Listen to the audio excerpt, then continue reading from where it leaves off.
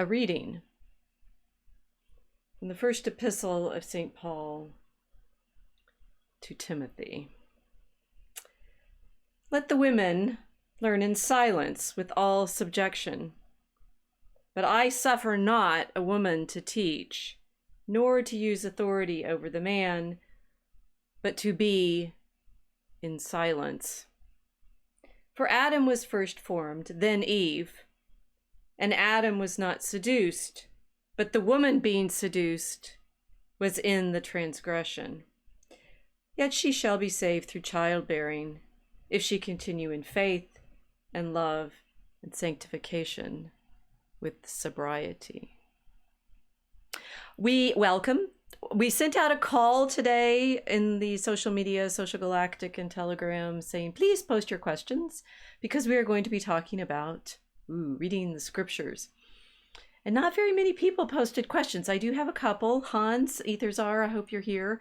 They were good questions. We're going to carry on with them, but where was everybody? I thought this was a topic that would excite much interest in trolling our scrolls and trolls.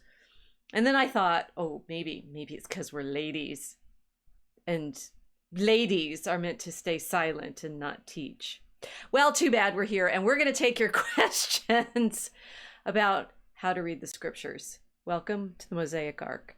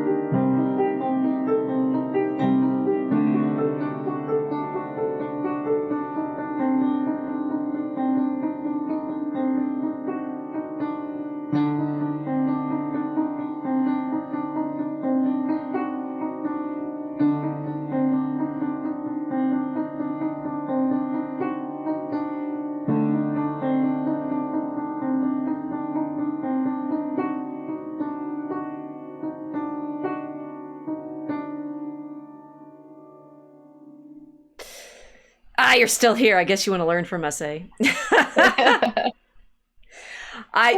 So we were just talking. It's like we did this stream last week on gaslighting. Did we just go through a black hole into some other time world? I cannot believe it's only been a week.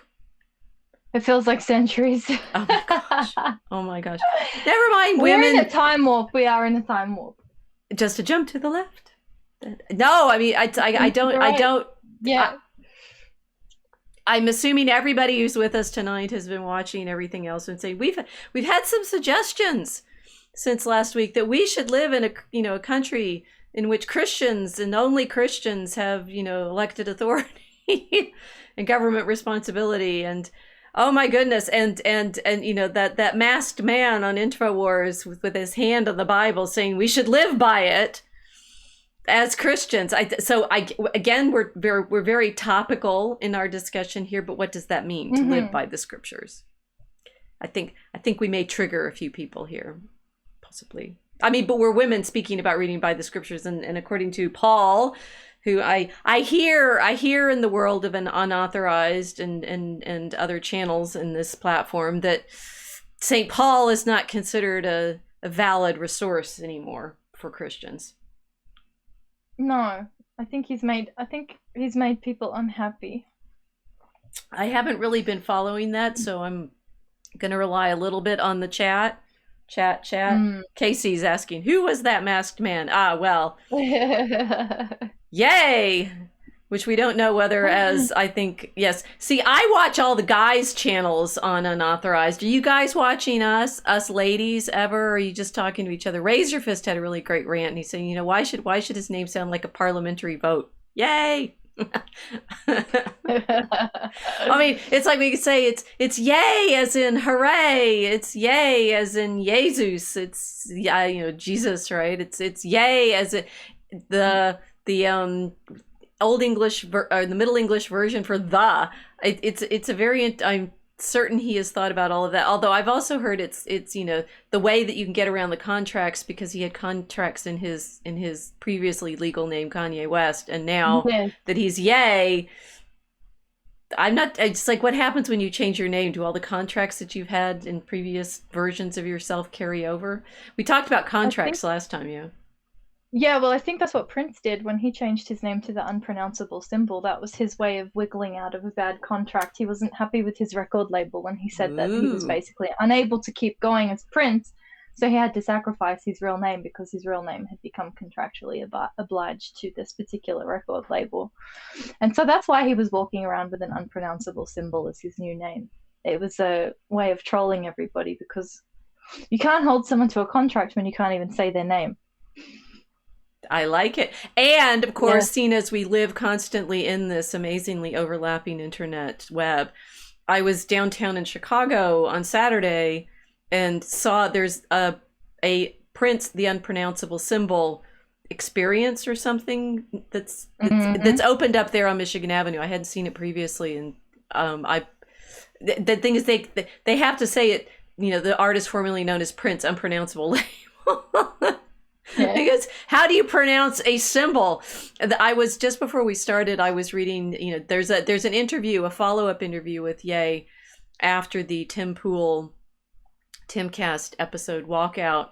Now I've forgotten where I was going.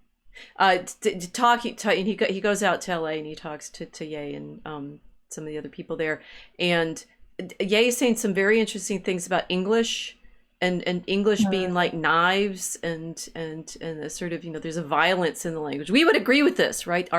This is our pirate speak, which we have promised to do an episode on and still haven't done yet. But he's right that there's the actually I should have pulled this up. But babble at them for a second while I find this quotation.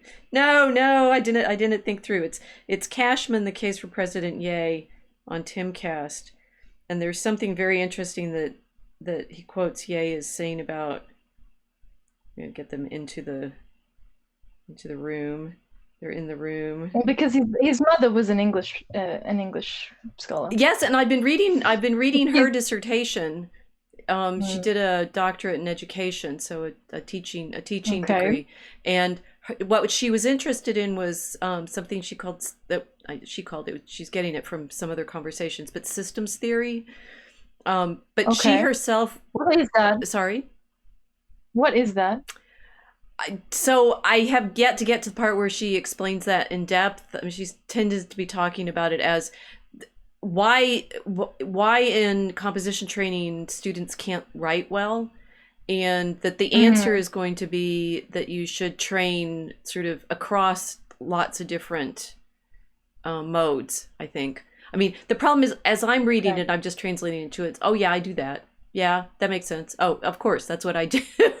But topically to all of the controversy over whether or not we're blaming this or that group for X, Y, or Z. When Gavin interviewed Ye, there was something about what Black people blaming white people for not being able to do X, Y, or Z, and Ye's mom certainly didn't blame anybody in her dissertation. She said, except bad teaching practice.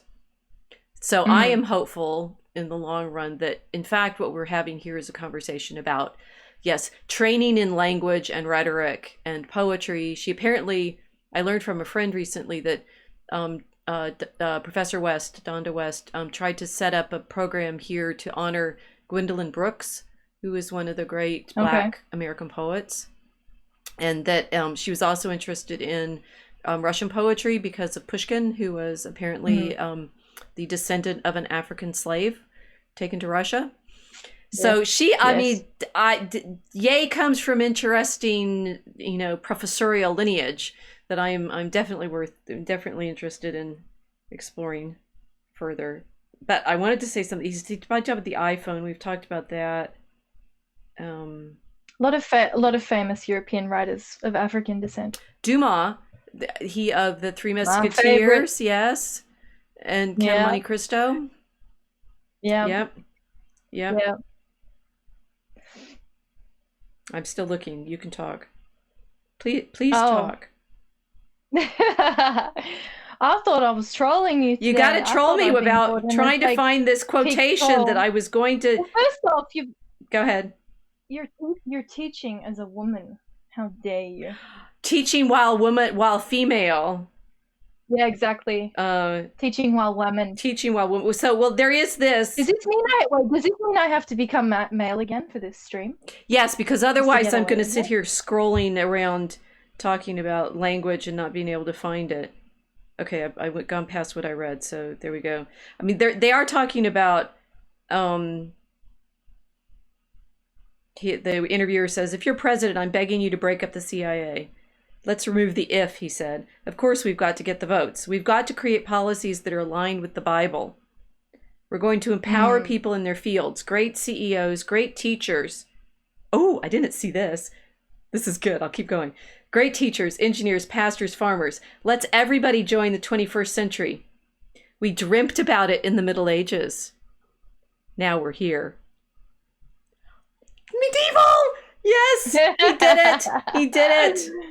Yay, it's gone medieval. We're in the 21st century medieval. That is exactly what we want to be doing. Yeah, medieval electric. The medieval electric. Yeah. Okay, here we go. So English, right?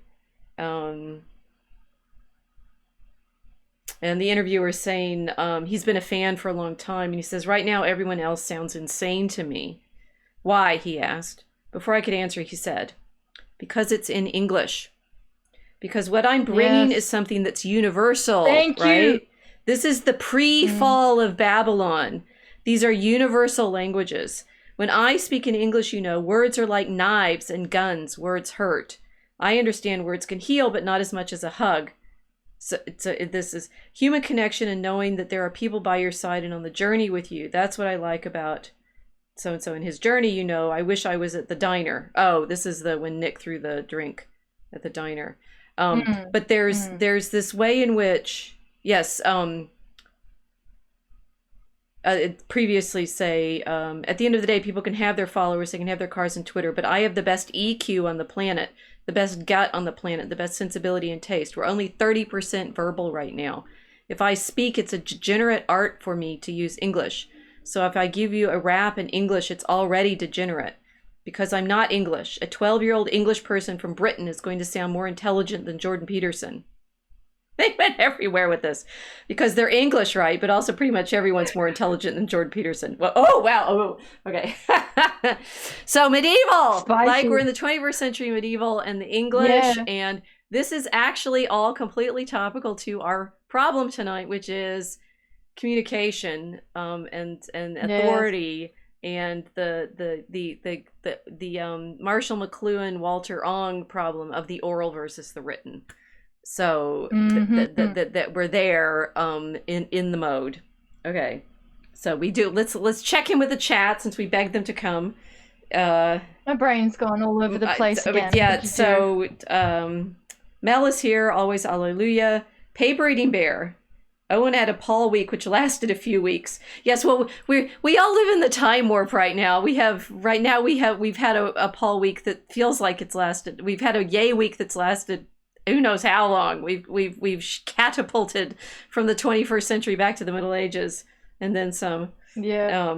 Jay, I was on vacation for Paul week. Sorry. Okay, so we'll just go with what we are imagining. Mel says attribute tables. Casey, The Three Musketeers has been remade and is out in 2023 in the original French. Ooh. Paper Eating Bear. America's Europe, so that adds many. Lol, Jay. Okay. Well, all right. So welcome everyone. And is it? What? I said, is it? Yes. That we had some questions. Particularly, Etherzar asked about the authenticity of Paul's letters, which I am assuming comes out of the bear streaming. And then one of my followers in Telegram asked specifically about whether early Christians had the gift of tongues because they are known to be speaking in many tongues. So we are here already in the authenticity of the written versus the verbal oral, multiplicity of languages. Where shall we start? How should we tackle this, even though we're women and not supposed to be teaching men? Only women allowed in this chat. As male we'll make for this. All of you are honorary women right now, so that we can talk to you. I'm ruling the harem. Where do we begin with this? Well, I was thinking of an argument that I saw online. I posted it a while ago. Between one of these Canadian Protestants. I think he's a African American or African Canadian Protestant, and he was arguing outside with a bunch of his church members. Then a few Ethiopian Orthodox guys came up to him and started to have a conversation with this guy. So it goes for about half an hour, and it's sort of it's an interesting moment because it's a real revelatory look at the difference between Christians from the apostolic tradition versus Christians that have been proselytized during that sola scriptura, or only like the Bible and the Bible alone without any oral tradition surrounding it, that kind of Protestant practice. Right. So this Canadian guy, I forget his name, I'll have a look at it in a second. He's talking to the Ethiopians, and they're explaining to him, like, why are you confused about this? Let's talk about the councils, the early councils. Let's talk about the church, and let's talk about who actually compiled the scriptures. Protestant wasn't very happy because it sort of highlighted that the majority of that tradition really don't understand how the scriptures were compiled in the first place. They don't understand that the authority to decide what goes into the Bible and what gets cut out hinges on the apostolic authority of the early church in the first place. So it was a great debate. Of course, the Ethiopian wiped the floor with this guy because he's been trained to understand oral tradition, right? And especially for the Coptic world, who understand that the oral tradition is linked with the liturgical tradition, and the things cannot be divorced. The actual physical Bible cannot be divorced from the liturgical practice of the church, in our view. So it was an interesting run. But that kind of gets me to like what I wanted to ask you about today, because we're in a war of authority and a kind of battle for understanding who gets. I've lost you. I can't hear you.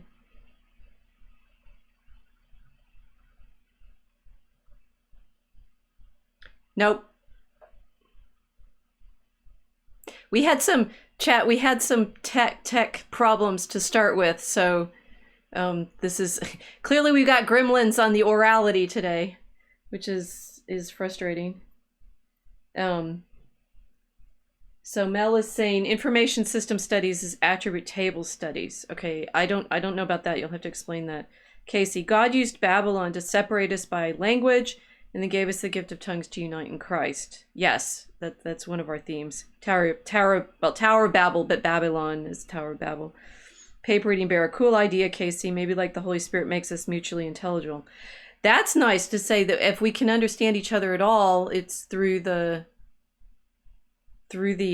Spirit, and that the reason, I would say straight up, the reason that people don't understand what Ye is saying is because they're not able to hear in the Spirit, which makes sense. Mel saying liturgical life is the best life, as easy as it is free. And Mel, demons on the wire, yes. Case, I still can't hear you. We still can't hear you. So what we did before was we were doing the tech before, obviously we started streaming, and Kilts went off and came back on. Do you want to try leaving and coming back? Okay, so just nip out for a second. I'll go into my own space here, and okay. Um, Cairo Hockey Bear, is it possible to bring scripture to higher ed, specifically medicine and health? That's actually a good question. So what we wanted to do, Kilts has actually set this up nicely with that video that she said she saw the debate between the Ethiopian liturgically and the Sola Scriptura Protestant well. And I'd say most of what I wanted to get us to talking about today is to understand the simple evidentiary problems that we have with talking about history at all, which is scripture is a subset in that sense.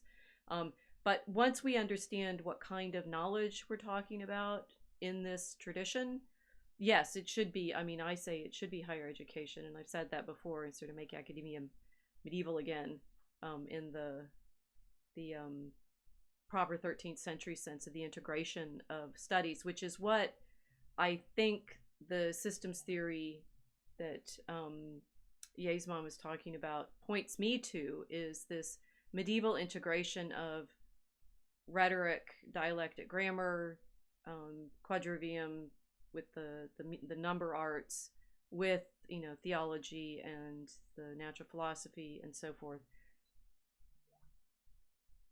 So I'm getting, this is we always go meta on these, right? And so our problem now is obviously I can only type, I can get you guys in text, and I can't get Kilts in our Skype room, which is frustrating.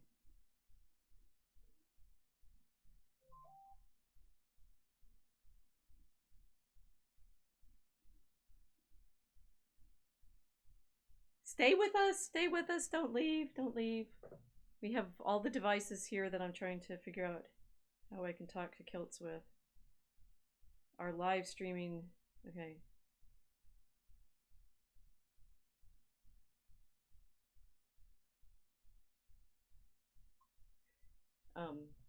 Mal will do magnificent work making clips of this so that it'll sound like we actually did a stable stream. We got Paper Eating Bear. One by one, the preaching women are being muted. I know. What did I do reading that from Timothy? That's terrible. Jay, maybe a question for a tech guy, but your audio either is quieter in solo screen mode. Testing. I mean, I can move it up a bit. There we go. Am I now louder? I put my own audio up louder. Mel is asking, Churro Hockey Bear, have you heard of Hildegard von Bingen? So actually, one of the things we did want to do was have a bit more screen.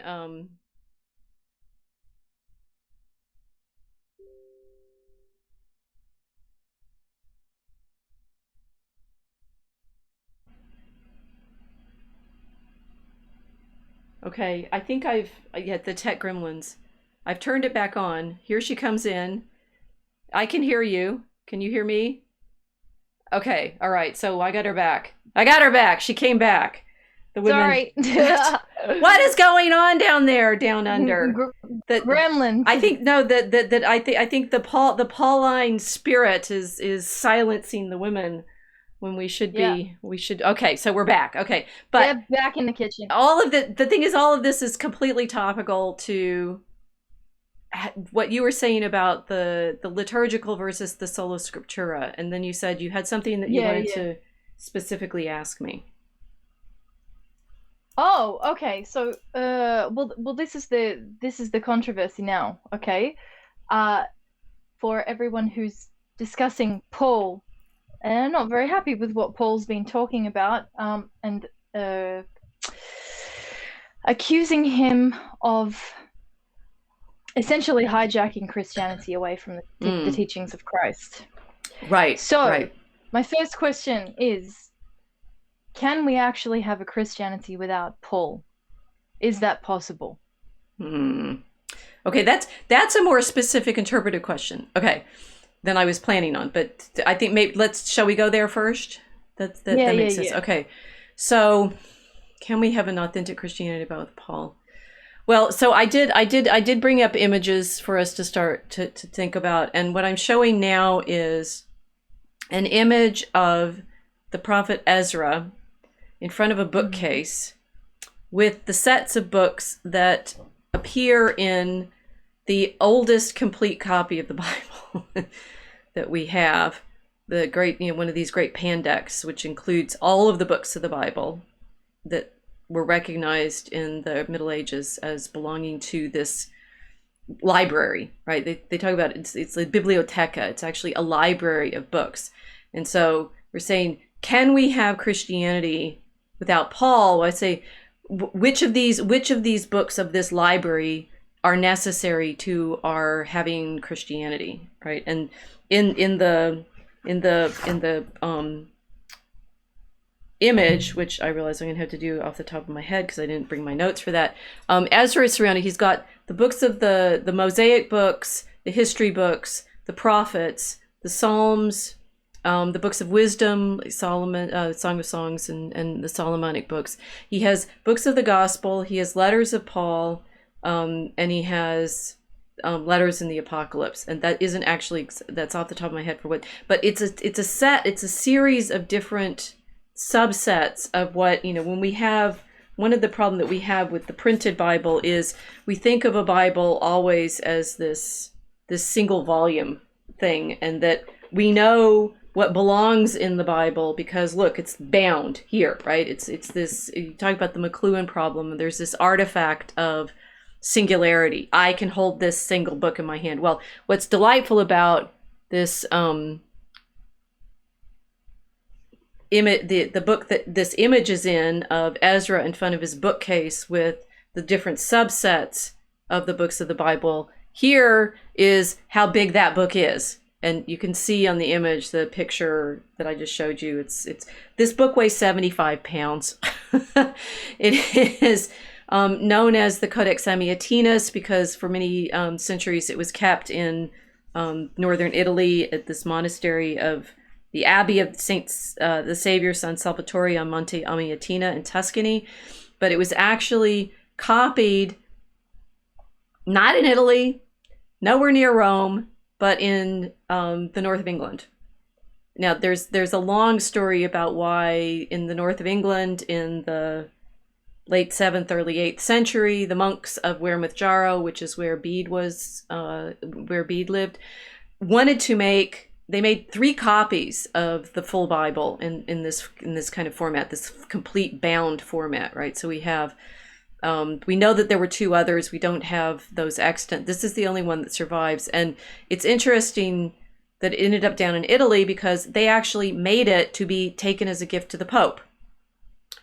Now, there's some sort of layering of, they had copies of the Bible, another one from Cassiodorus's library that they considered the great Bible. This is meant to be a copy of that, but in fact, it's not a direct copy of Cassiodorus's Pandect because Cassiodorus's was in a different translation from this one. This is the oldest copy of the Vulgate, which will become by the 16th century when it's determined at the Council of Trent that you're going to make a big new printed version of the Bible.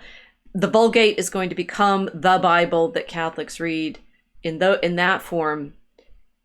You don't carry around 75-pound books or think of them as this thing that you can have, your own personal copy of.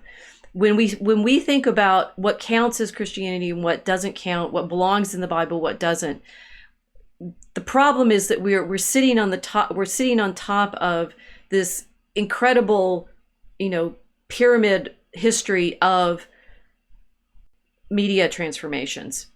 And so if you ask me, could we have Christianity without Paul? Well, we're already in a problem of like, how did we pick which books go into this library of books that then become the big book that we copy into this 75-pound copy that then becomes, over the course of centuries, what we think of as the Bible? Would you like to rephrase your question? And you've gone quiet again. Why do you keep losing your sound? The thing is, I don't think it's your tech. I think it's something in the Skype.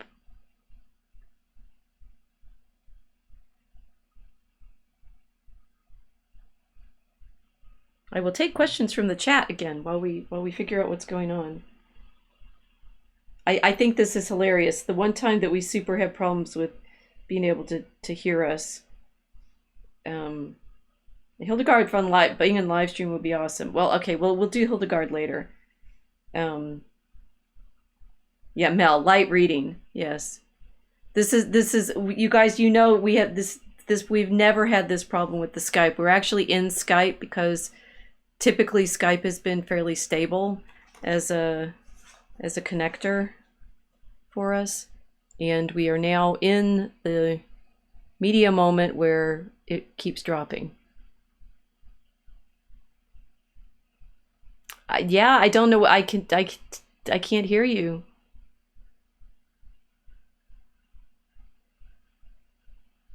You can hear me, but I can't hear you, and that means they can't either.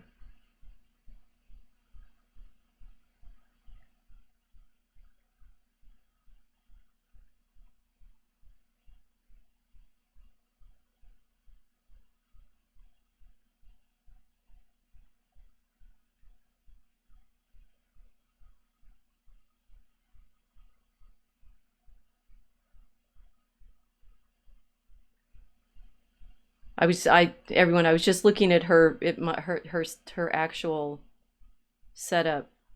There's no audio coming in.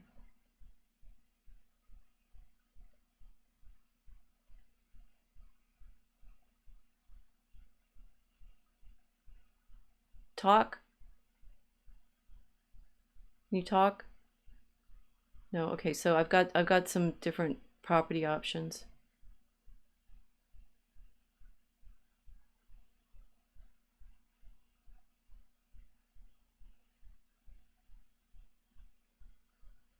Talk? No. This I can't believe this is.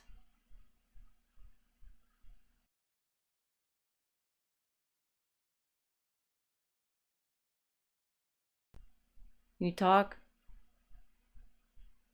Nope. Okay.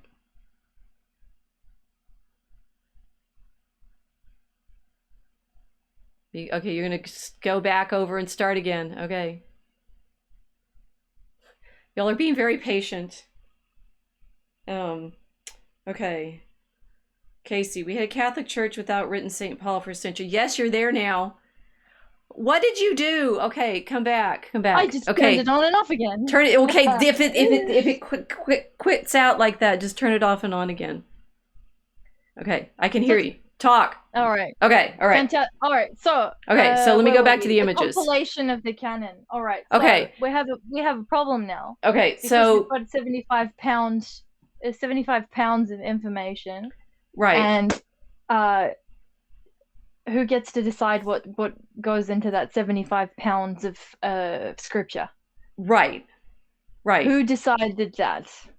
Over there in the north of England. Indeed. Okay, so what we know is that by the time they're making the 75-pound version, all of these books have been used in, oh yes, you said the liturgy over the centuries. I mean, this is the 7th or 8th century. It's 700, 800 years after Christ, right? It's AD, right?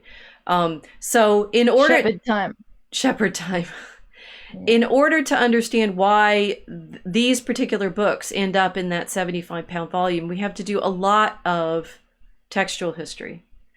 And this is when, when people are talking about, it's like, could we have Christianity without Paul? Well, what the interesting thing is, the early Christians seem to have been quoting Paul.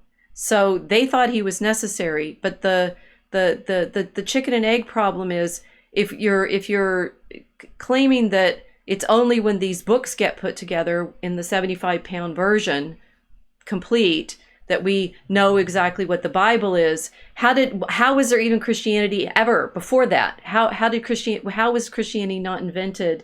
This is going to get clipped out and scared around the bear world. Invented by monks in northern England in the 7th or 8th century.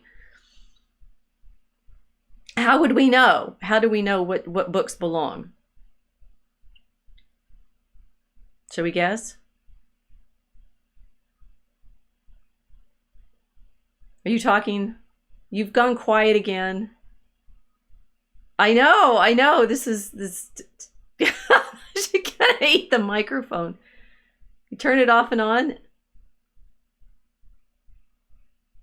Oh, I see. Okay, she's going out and then going to come back.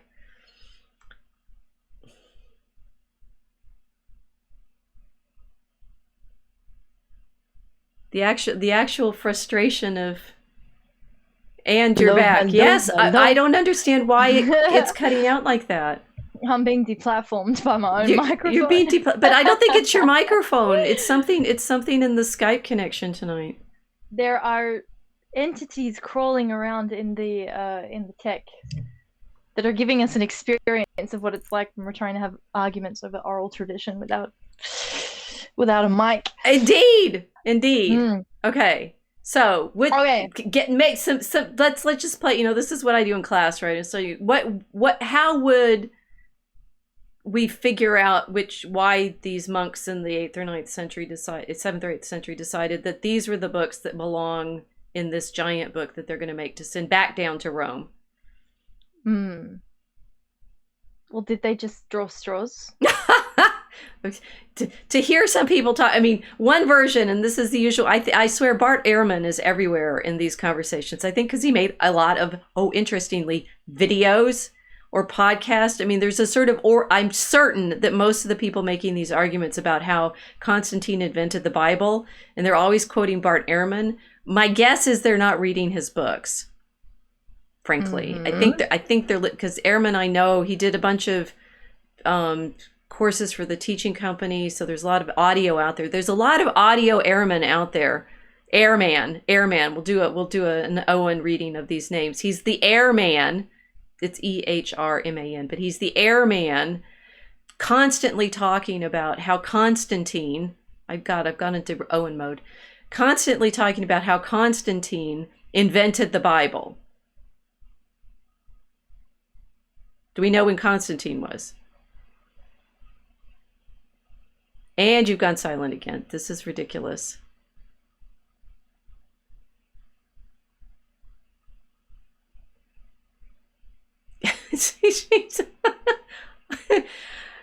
And I can hear you again. Fantastic. Constantine. It's a test. No, the thing is, it's a test for me because when I talk too long, your audio cuts out, and then we have to start over. So it's like, the demonstration that the woman should not speak is that if she speaks too long, the other woman cannot speak. You're getting hammered. I can't believe this. This is so hard. You guys have no idea how frustrating this is. It's really bad. Okay. It's a test of patience, I can tell you. So Constantine comes along, and this assertion is that he invents the Bible. Well, when was he supposed to have done that? Sometime in the 4th century, right? So after the Council of Nicaea, everybody's been posting just recently about the Council of Nicaea and Nicholas punching Arius out. Yeah, at the Council of Nicaea. So one version of things is, the emperor tells everybody what books belong in the Bible. Yeah. Which then makes which would make it a political book. Exactly. Makes it a completely political book. Another version is, that we have this story that Constantine tells everybody what belongs in the Bible, which is not true. I mean, the first council, the Council of Trent makes an official list of the books that belong in the Bible, but in fact, that's the first time that problem came up in quite that form, because they're printing them, and they have to know which books to include in the printed Bible. And of course, by this time in the 16th century, the Protestants have decided that certain of the books that would appear in that, I'm showing the Ezra image with the little shelves, right? Some of the books that appear on those shelves in the Ezra collection are not included by the Protestants in their collection, even though, in fact, they're all in the oldest complete copy of the Bible we have. So apparently the Protestants can figure out which ones to leave out, even though in the oldest and largest, I think it may be the largest, the 75-pound copy of the books, the monks in the 7th or 8th centuries thought they belonged. I mean, these are things like some of the wisdom books. very important for the devotion to Mary and so forth, Ecclesiasticus and things. Oh, you're still there, thank God. I'm here. I'm here. Okay, so I'll just interrupt you occasionally. Keep interrupting me, because otherwise your Skype falls asleep. All right, so Protestants wanted to lose a few pounds. Maybe that's it. They decided the book's too fat. Tired of lugging it around all the time. So that's 16th century Protestants lose a few pounds. You've got the Northern England monks that are compiling this enormous book in, what did you say, 8th century? Yeah, it's during Abbot Celfrith's reign, so 689 to 716, and he dies on the way down south to take the book to the Pope. So it has to, finished by, they finish it in 715 or so, 716. Okay. But then everyone credits Constantine around 400 AD with making this Bible, which is framed in that way then as a political book and not a church book. Well, interestingly, this book doesn't. This book says nothing about it being Constantine that did it. There's. So why all the rumors about Constantine being the one who compiled it? Because oh golly, I'm blanking. Eusebius, who writes the life of Constantine, says somewhere that Constantine ordered that there would be multiple copies of the Bible made, or the scriptures made and sent out. And everybody is, and I think Ehrman has created that into a Constantine ordered 50 copies of the Bible, and that's when it was established as the Bible. Remembering that we don't have any of those books, because this is the oldest of the complete ones in Latin. In fact, I mean, what this book says, this book itself credits Jerome for knowing which are the 4 Gospels that should be included. It also has a number of images that show different versions of, I didn't put these in the slides, different versions of what the subsets of the Bible is, the Old Testament, the New Testament, the Mosaic books, the prophets, and so forth. And that all of the discussion in this book itself, the Codex Amiatinus, is about the fathers, right? It's Jerome and Augustine, and there is a pope mentioned, but it's Hilaris and Eusebius of Caesarea. So this book doesn't apparently know that it's that Constantine told them which books belonged in it. Okay. So it's not Constantine. Well, not according to the oldest copy that we have. Okay. I'm trying to wrap my head around this, because essentially the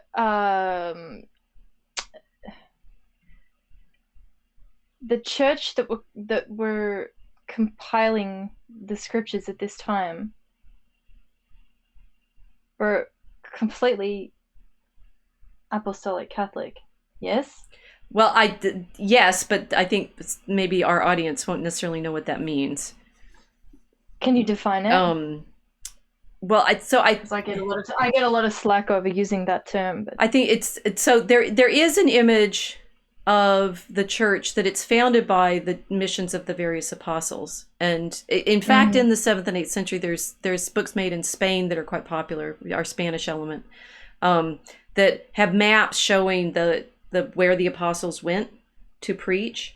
And so the English church is not in fact an apostolic church. It's papal in the sense that Pope Gregory the Great sent mission from Rome to Kent, and therefore, in fact, what the English church is very Gregorian in the sense that they recognize that they were missionized through Gregory. But the Mediterranean is, of course, missionized by the 12 apostles, and Spain, for example, is St. James, and Matthew apparently, well, the Egypt is sometimes Matthew, but also sometimes Mark. Thomas is said to have gone to India, right? So they spread the tradition around the ancient world. So this is where I want to ask you. So when the apostles are walking around to spread the tradition, they're not carrying the book. They're Nope. not holding that Bible that you've just held up in your hand Nope. and walking around with it and flicking through pages and saying, "Look, here it is. It's written here." Nope. Because at the time, there's still There's no books.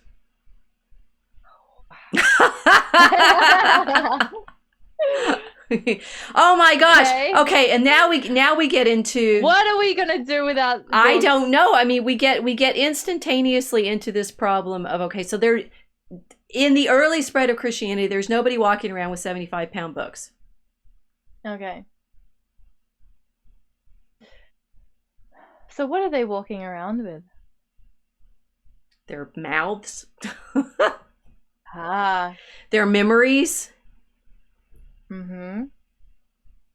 And now we're in the, okay, so I do have, my next image is in fact the oldest scrap that we have of a scriptural text, that of these texts that end up in that big fancy fat book.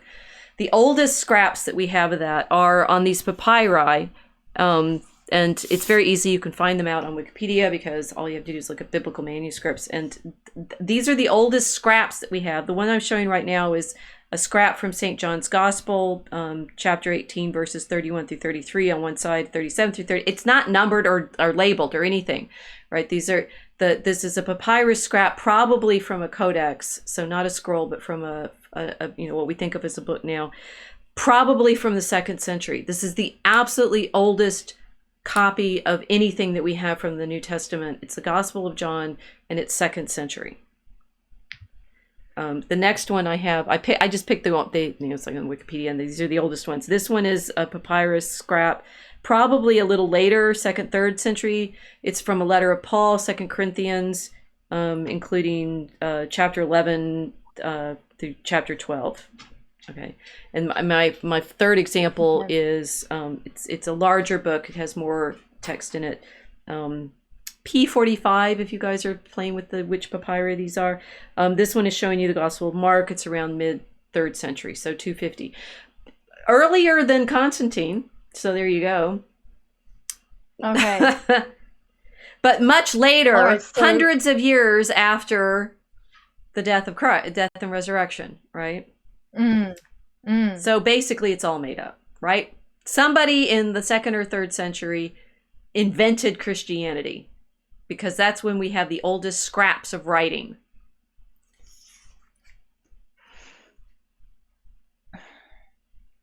Well, there's two things now. Either it doesn't exist because it wasn't written down immediately, or the culture back then wasn't as concerned with having things written as they were concerned with speaking things to communicate them. Okay, so that, yes, this hold that thought, right? The culture, the next thing someone will say was, oh, but we know ancient Rome, right? They're a very literate culture that I think we've talked about this before in the McLuhan sense. The Roman Empire exists with the power that it does because of papyrus like these. These are not parchment like the Codex Amitinus is skins. These are papyrus. So the Roman Empire exists with the power that it does because, one, they can carve writing onto stone monuments, old style, make your power known because you're, as ruler, carve your name into a rock. Or you extend your power because you have roads and you have shipping and you can send messages on papyrus back and forth. Okay, so there is in fact a very literate element to the culture at this time. And you could say, if they had wanted to, why isn't Paul writing all of his letters down? Oh, wait, Paul talks about writing his letters. The letters themselves talk about being written. Maybe there is a very literate culture. As you started, could we have Christianity without Paul? The reason we have anything from Paul, allegedly, is because he's writing letters and sending them around the Mediterranean. So there is a literate element there.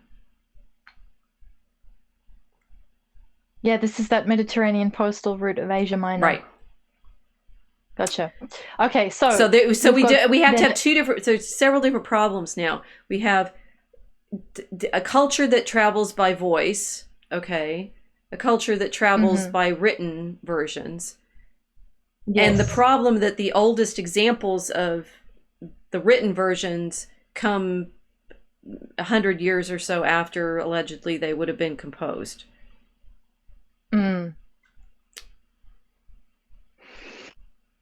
So what happens then in the gap between the crucifixion and the resurrection and all of these disciples of Christ deciding to write things down? Why are they not writing until this time? Well, so allegedly Paul is, right? That's the thing about, so the letter that I started with from Timothy, which I've now lost, right? It says,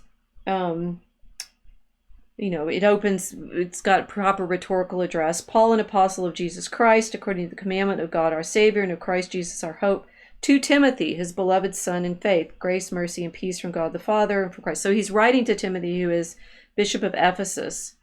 And the reason that we have these letters, and we have letters from people other than Paul too, the Catholic letters from Peter, James, and John, and things like the letter to the Hebrews, which is attributed to Paul. But there's big discussion of whether all of the letters that are attributed to Paul were actually written by Paul. But the whole point of the fact of the letters is allegedly those are written in the lifetime of the people that composed them, because they're sent as letters. They're actually they're transmitted as letters. So they're kind of very long super chats. The letters, yes. Yes. Okay. So do we see how many layers of problem we're already in here now? We have only one big book from the 7th or 8th century to begin the complete collection of everything that belonged in that conversation.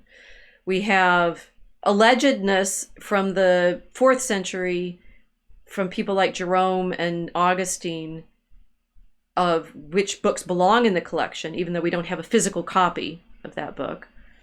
We have this hint at the idea that Constantine wanted copies of books sent out, but we don't actually have evidence that those are full books necessarily.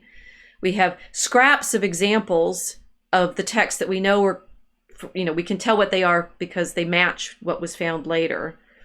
We have apostles going all over the world. We have, the scraps are in Greek that I showed you. That book that I showed you is in Latin. Yes. We're already in multiple languages. We have the fact of the texts themselves talking about having been sent as letters in a literate culture. And we have the fact that, somebody wrote something down eventually about Jesus at some point, allegedly. Including the red letters. Oh yeah, the red letter. That they're all written in red, right? Yes. Now, how were those red letters transmitted? The things that Jesus actually said? Yeah. Yep. Well, then we have, so we can keep going in our problem, right? I'm going to zip through these purple pages because we'll get to that. That in the Codex Amiatinus, we have something that becomes very common, which are these arches with numbers in them, with list of numbers in them. And these are the so-called canon tables that most medieval gospel books include, which are parallel texts from, how many gospels are there? Everybody knows that there's those Gnostic ones that they didn't include, and those are the real ones, because the church is, of course, evilly deciding to, exclude significant, detailed, true information. So, but they do include 4 different versions of the Gospels, and they know that they're different, because from antiquity we have efforts to show the ways in which they are like and unlike each other. And that red letter stuff is often saying, it's like, okay, so did Jesus really say this? Well, we have several different versions, 4, sometimes as many as 4 different versions of that event, maybe 3, maybe 2, maybe, singletons. Some of the most famous stories are only in Luke, for example, like the Good Samaritan. So when we're talking about, like, what do we have, what has been written down? Why didn't it, if the church is so interested in making sure that everybody's in, um, you know, lockstep with each other, why do we have 4 gospels? Why didn't they just pick one and get rid of the other 3?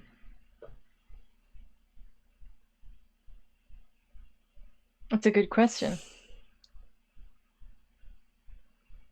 Why keep 4? And know that they're different, right? They keep 4 and they know that they're different, so that they have to have these elaborate. This is just one table, right? The canon tables extend over like 8 pages in the Codex Amiatinus, because it's a complicated permutation problem. If you have passages that are common to all 4, passages that are only common to 3, passages, in different subsets of, 3, 3, 3, ones that are only in 2, and the singular ones, right? And they're very conscious of the fact that there are all these different versions of, overlapping stories, like, several different versions of the baptism, 4 different versions of the Passion, with different details.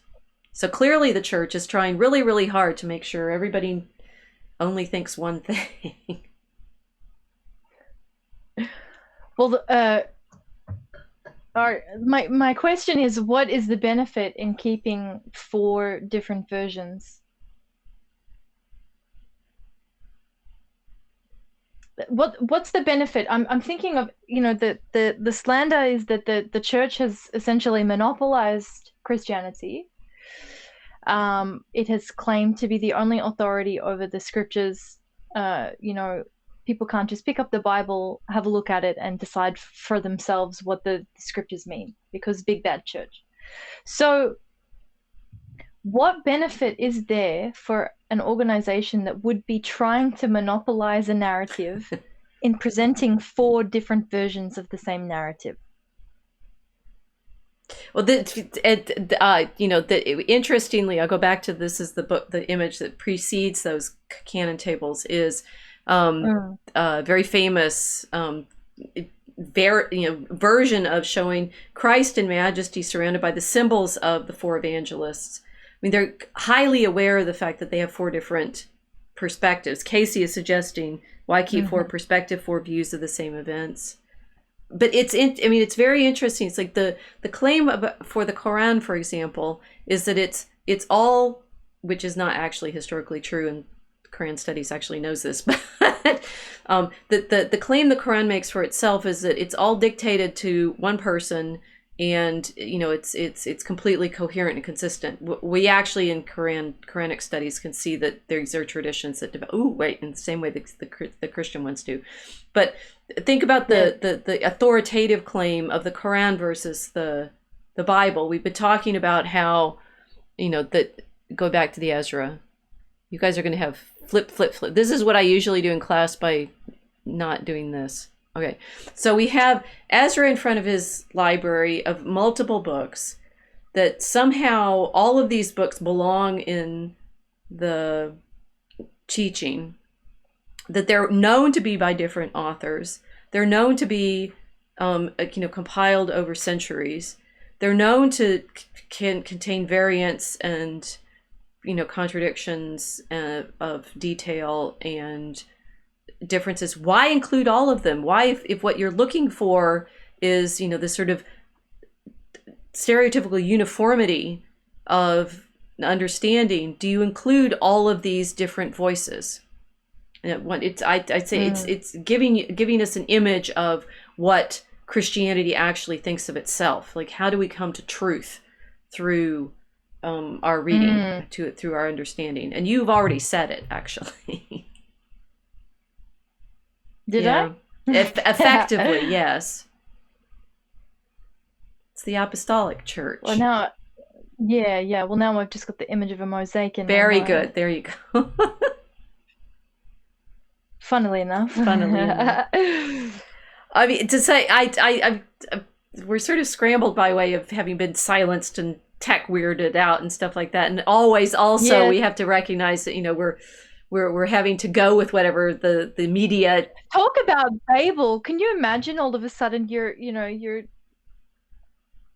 building a civilization, and we're having trouble with the microphone getting switched off. Imagine suddenly everyone starts speaking thousands of different languages. Indeed. The microphone gets switched off. I interrupted you. But all right, so this is the apostolic issue. Yes. We've got a mosaic of witnesses to Christ's incarnation and his ministry. Mm-hmm. And then we have the apostles themselves proselytizing, gaining disciples, and having those disciples moving out throughout the Mediterranean world as well, and then bringing with them the gospel. But at that stage, it is only in oral form, with the exception of the letters that are being exchanged between the churches, that we have this evidence of, because of the New Testament letters. So what I'm hoping, by way of our babbling around this, right, like women in a tea party, is to recognize this is, I mean, of the many reasons I find Christianity convincing, historically this is one of the best, right? It's multiply witnessed from, not just from, variety of perspectives, but multiple, I mean, the Gospels talk about that. Many people saw Jesus resurrected. Many people told stories about it. There were, more things happened than could be put in these stories. But that you have, I mean, when you say apostolic Christianity, the church is a multiplicity of voices. And that what we end up with, saying, is Paul the one that, invented Christianity? Well, sometimes we say that because it's known that Paul, by way of his missions, goes to all of these different cities and, around the Mediterranean, and sets up churches there, by which he means, gives them the teaching, baptizes people, tells them, what the practices should be. Mostly though, what we know these early Christians are doing is singing psalms, right? So they're singing the psalm, the hymns of the old temple tradition, which then become the collection that we think of as the Psalter. So they are, singing in praise and practicing, sharing out their property, sharing the Eucharistic meal. We're doing the Bible right now. There's a whole other, sort of scholarly problem of how they develop their liturgies. But it's this practice of conversation through all of these different voices. If a single person was making all of this up, it would be way more consistent. Right? It's like this sort of conspiracy theory version that we have. Constantine made it all up. Paul made it all up. It's like, well, then it should have been a little more polished, you think? The sort of forgeries and fictions that are, meant to represent historical realities are way easier to spot as made up, because they're too uniform in their voice, and what we know in the scriptures is we actually do have multiple voices. We have multiple witnesses to God speaking, to God's appearance, to So, and this my prime argument in this context is Christianity is not the creation of a single person, except for God, right? The sort of coherence of it. It doesn't make sense to imagine that one person wrote the whole thing. So this resonates because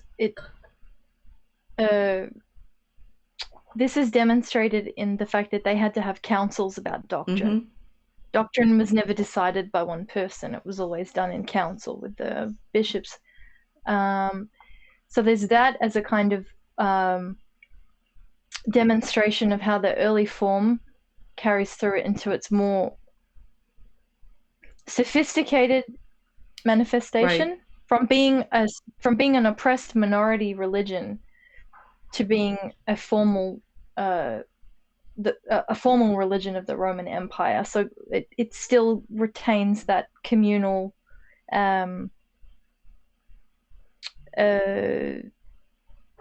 interactive nature. Right. That's what I'm thinking. And the second thing is that this seems to me to be a religion that's come out of something that looks like YouTubers talking to each other.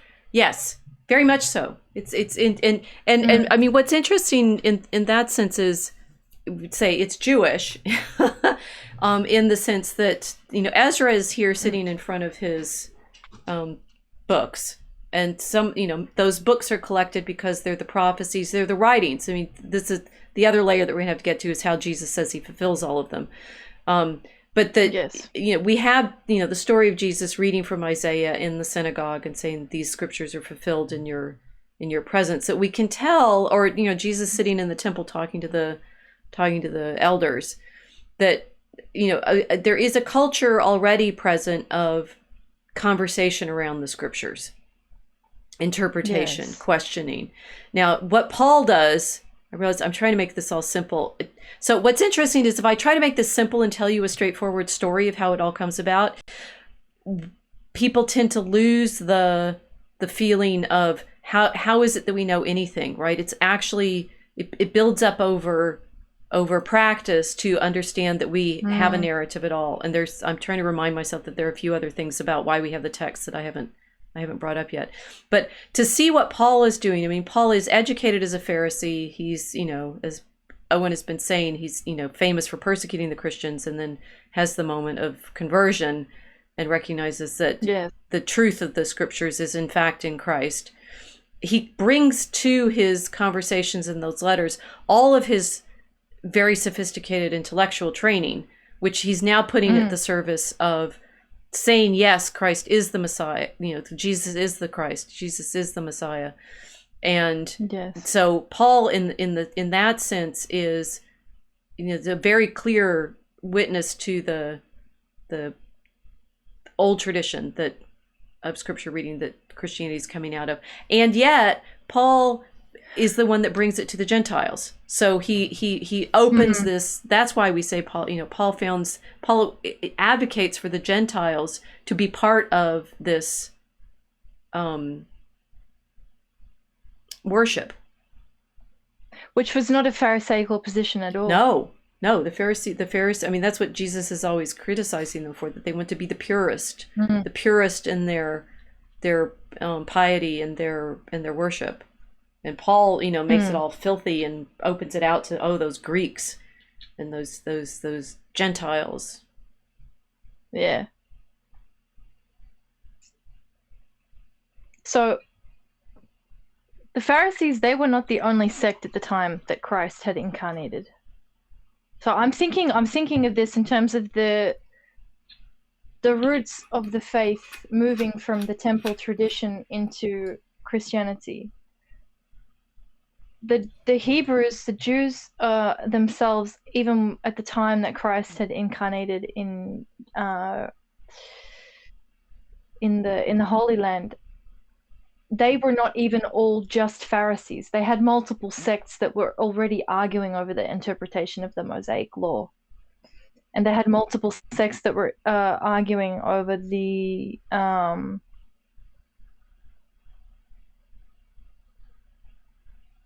Lost you again. You went quiet.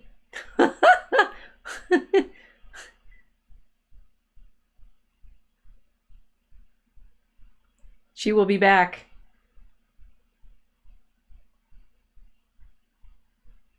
I will sit here quietly while she rejoins. Hello. And you're back. So we've got the Pharisees, the sect of the Pharisees, which is where Paul is trained, and that's where his interpretation of the scriptures is rooted. Then we have the Sadducees, which Christ also discussed. Right. Then there were the Zealots, which were kind of children of that Maccabean spirit. That, you know, they were revolting against the Romans. Then you had the Essenes, the kind of hippy dippy Jews. But my point is that already within the Hebrew population that Christ was born into, there wasn't a monolith of interpretation over the scriptures, and that not all of them were in agreement over everything. So Christ comes in that particular moment in an environment where everybody's having debates over the law and having debates over the arrival of the Messiah. Paul is of the sect of the Pharisees and brings training from that sect into Christianity. I find that very interesting, because when you're describing the four Gospels, Matthew, Mark, Luke, and John, as being not a monolith, but having a difference in the perspective of witness of Christ's ministry, it's almost as if there's a reflection in the Christian community that is showing that previous Hebrew contest over the keeping of the law and the reading of the scriptures. There's no, it's like they were not a monolith before Christ, right? And so bringing in that argumentative nature, shall we say, into the new I can say it into the New Testament, where Paul has been schooled by arguably the best of the argumentatives, and then comes to use that to bring the gospel to the Gentiles. Okay, so I'm kind of painting a picture here of how Christendom, Christianity, and apostolic Christianity comes out of argument. Right. It comes out of arguments.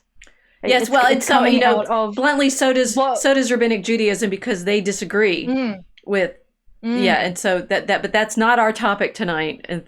You're gently trying not to go there. Well, no, but only because I don't want to get us off the conversation for what we're discussing today. But in terms of I'm thinking in terms of like the arguments and that multiplicity of perspectives. It's reflected in the Gospels and in the New Testament, where you have all of these different people saying, "I saw this. No, I saw this. No, I saw this." So that's a very Hebraic, that they're witnessing to the difference. Yes. Okay. So that makes sense to me, that it would not be a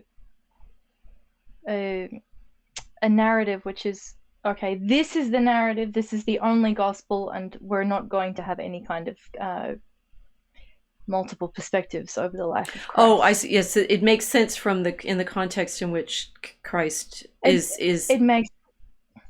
Yes, it makes sense in that context. That you'd expect to. So I actually I've actually done it, college level true training in this stuff, and I had an absolutely excellent teacher back in college, Werner Kelber, who taught me at Rice University, and I've been over the past several months, or a year, realizing more and more how much I was, trained by Professor Kelber and all this, and we did courses with him on the historical Jesus, on Paul's letters, and on the Synoptic Gospels. And this is, if I were just starting out a lecture rather than trying to make everybody wrestle with this as a problem, try to say it this way. So Paul writes his letters to different communities, and each of the different communities have different kinds of problems. It's very interesting that there's 2 letters to the Corinthians, and they're completely at odds with each other. It's like, if Paul's contradicting himself, he's contradicting himself in sending one version of the problem of the letters to the Corinthians the first time, and a different version the second time.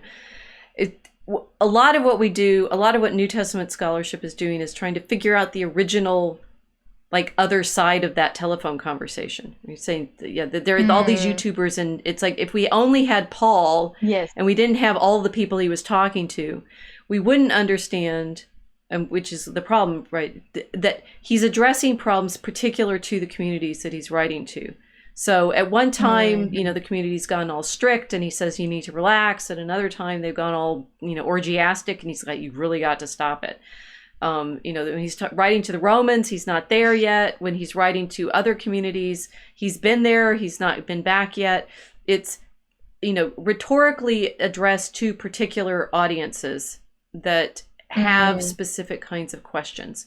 So it's very responsive, that you're saying they're letters to particular churches, not just doctrinal formulations, which is interesting, because it's saying, he wasn't trying to make a single, he is trying to explain Christ crucified, right? But it's recognizing the human element in their misunderstanding. As we're trying to do now, it's like which community are we talking to when which problems have they had understanding this particular history of how historians know anything, which we still haven't unpacked completely, right? There's 4 different gospels. We tend to think of them that they're 4 different gospels now because they are each written for different audiences. And say, Matthew is easiest because it's very clear that Matthew is writing to an audience that expects the scriptures to be fulfilled, and he's proving over and over. Matthew quotes a lot of scripture to show that Jesus is always fulfilling this prophecy and that prophecy. Mark is Professor Kelber wrote on Mark, and Mark is curious because he's sort of the most stripped down and usually considered to be the oldest of the writings. There's a trick in all of this still that I haven't explained yet, but and Professor Kelber was particularly interested in showing the way in which Mark actually has a coherent project of showing the way in which Jesus is revealed. I mean, the demons all recognize him first, but he is always telling them, shush, shush, shush, don't say. So it's how did the people in the story end up finally recognizing Jesus as who he was? That Luke is usually believed to be writing more specifically for a Gentile audience, outward facing. And then, John seems to be arguing specifically with the Jewish, they're all Jewish in certain senses, but temple tradition, with people who have, it's like a synagogue church controversy by that point. So he's saying the Jews have rejected Jesus. He's saying the people who should be accepting Jesus as the Messiah are not, right? And Jew in that context becomes those who reject Jesus. Jew, they reject the rejectors of Jesus. So that's the beginning then of the intra-ethnic controversy, right, before it becomes extra-ethnic name. Okay. Well, Paul, I mean, when Paul has to say, he goes to Athens, nobody listens to him. There's no letter to Athens.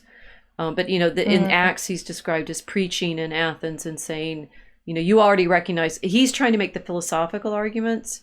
So trying to figure out, it's if I'm going to convince you of the truth of Christ, it depends on where you're starting, where I have to talk to you.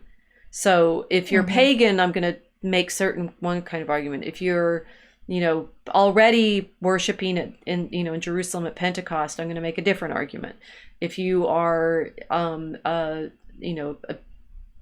monk or not monks, if you're Anglo-Saxon pagans in England, yet another argument. The Christianity is very interactive. It needs to be the message adapted to the audience so that we're able to hear it at all.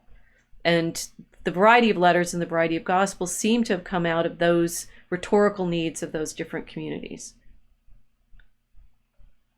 It's interesting as you say this, because this behavior would be considered to be somewhat slippery in the sense that the message is being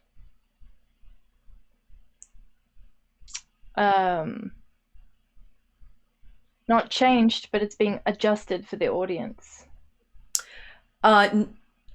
Yes and no. And this is the sort of big test for the tradition to figure out what is in harmony with truth. Even though, yes, there are different levels of understanding. If I'm talking to a child, I'm going to make one, because a child has only certain levels of experience. If I'm talking to an adult who has other levels of experience, I'm going to have to adapt my explanation to them. Augustine, in his description on catechizing, gives some specific examples. He's saying, people who are coming to be taught who have been trained in the liberal arts are going to have one kind of expectation and difficulty of understanding. People who have been, reading lots of other scriptures, heretical scriptures, will have a different. This is in North Africa after the donut. It's complicated. If I'm talking to a scientist and I'm trying to make a persuasive argument about Christianity, it might be different from if I'm talking to a poet. If I'm talking to with are women and men, likely to need different variants of arguments. Like you adapt your speech constantly to your interlocutor. You're going to talk to your mother differently than you talk to your professor. You're going to talk to, the person you've known for decades differently than you're going to talk to the person you met yesterday. But that doesn't mean you're inconsistent with yourself. It means we're limited in our ability to understand and to take in complexity, as we're demonstrating in this very stream. How many of you are still following us? Check in with the chat. Guys with us? Paper Eating Bear. This gives us more time to ponder. Oh, because she keeps cutting out, right? Just trying to shut me up. I'm struggling right now because I feel like I've left it all sort of fuzzy and vague, and I actually have I feel like Paul right now, right? Or Luke or John. I have a very clear understanding of how all of this is true to me, but I feel, as Augustine says, it's like when you're talking, it just limps along. It's like it's not as clear as in your understanding.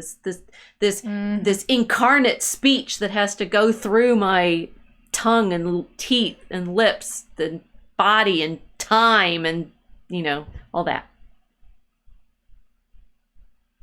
Yep. Okay, so 2 things. You've explained why Paul is worrying everybody. Because the conversation in the chats the last few weeks has been basically that he's speaking like a Pharisee and therefore not to be trusted. But you've explained why his particular arguments changed. He's talking to the audience, right? So he's adjusting his delivery for his audience, which makes perfect sense. In terms Do you of guys really want me talking to you all like a professor would talk to? I mean, not a professor, like I would talk to my fellow academics. You would have no clue what I'm talking about for the most part, because you don't have the context, you don't have the background, you don't have the training and asking the questions. Now, is that being duplicitous? Because I do actually want to. We need to talk through the oral versus written. We haven't gotten there yet. How do I trust the evidence? Yeah. Well, I've had the training that I have. We already have been through all of that back, 30 years ago, 40 years ago in undergraduate studies. I don't have to reinvent mathematics every time I'm talking to someone who's, trained in calculus. But it seems like that's what Christians are demanded to do, though. Yes. Well, I mean, I'm getting a little impatient now, and I've had a little wine and stuff. It's like it gets very frustrating for me in these amateur conversations, which is actually Christianity is amateurs. That's fine, right? But we haven't built up our understanding of how we prove anything when we leap in and say, oh well, he's lying because Constantine said this in a letter that's written by so and so. It's like, have you actually tested the degree to which you think you know things yet? And doing it solely on the basis of I read this book, this printed thing that contains all these different texts in it, in a translation, and I'm going to prove to you that you're an idiot for believing Paul. No, I'm a little impatient now. Shall we get rhetorical? This is fun. Yes, let's do it. Anyway, sorry, I keep interrupting you. That's all right. I needed to formulate that thought anyway, because I'm about to ask you exactly what the power of having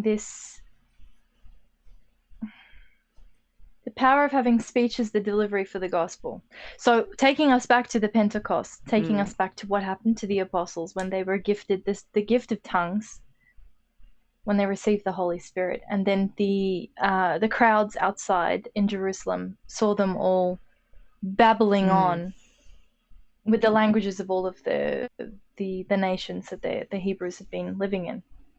In their shock, they're staring at them all, surprised that they're able to speak in this varied speech. So taking you back to this, the apostles had to speak to all of these different people. This was clearly an important part of where the Bible is,